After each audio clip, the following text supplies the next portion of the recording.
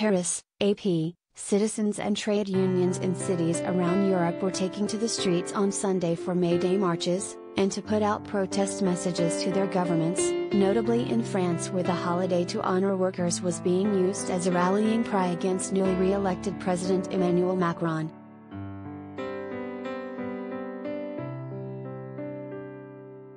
May Day is a time of high emotion for participants and their causes, with police on the ready.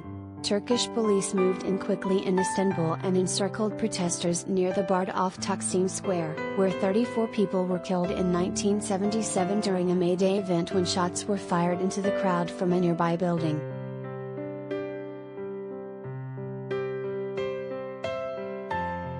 On Sunday, police detained 164 people for demonstrating without permits and resisting police at the square, the Istanbul governor's office said.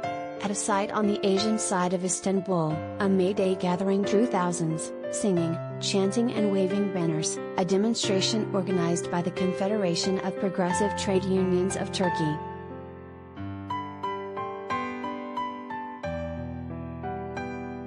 In Italy, after a 2-year pandemic lull, an outdoor mega-concert was set for Rome with rallies and protests in cities across the country.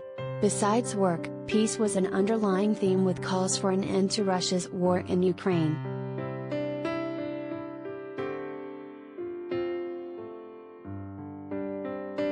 Italy's 3 main labor unions were focusing their main rally in the hilltop town of Assisi, a frequent destination for peace protests. This year's slogan is "Working for Peace."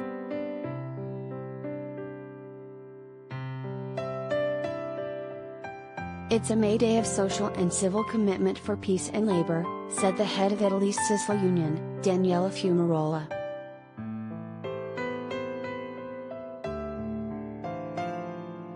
Other protests were planned far and wide in Europe, including in Slovakia and the Czech Republic, where students and others planned to rally in support of Ukraine as communists, anarchists and anti-European Union groups held their own gatherings.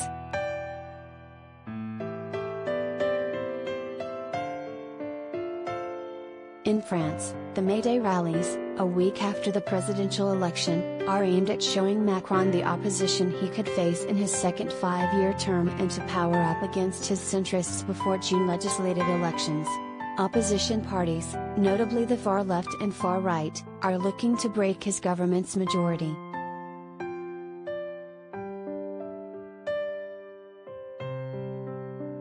Protests were planned across France with a focus on Paris where the communist-backed CGT union was leading the main march through eastern Paris, joined by a handful of other unions. All are pressing Macron for policies that put the people first and condemning his plan to raise the retirement age from 62 to 65.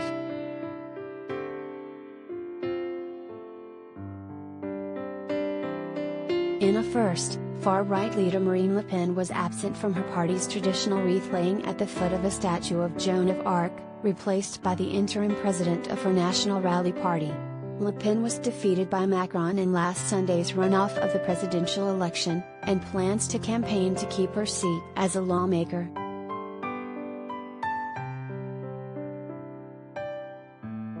"I've come to tell the French that the voting isn't over.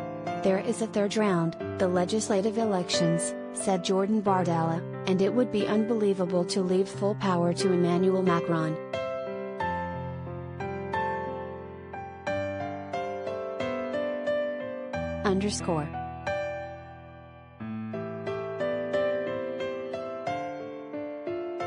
Nicole Winfield in Rome, and Zeynep Bilginsoy in Istanbul, contributed to this report.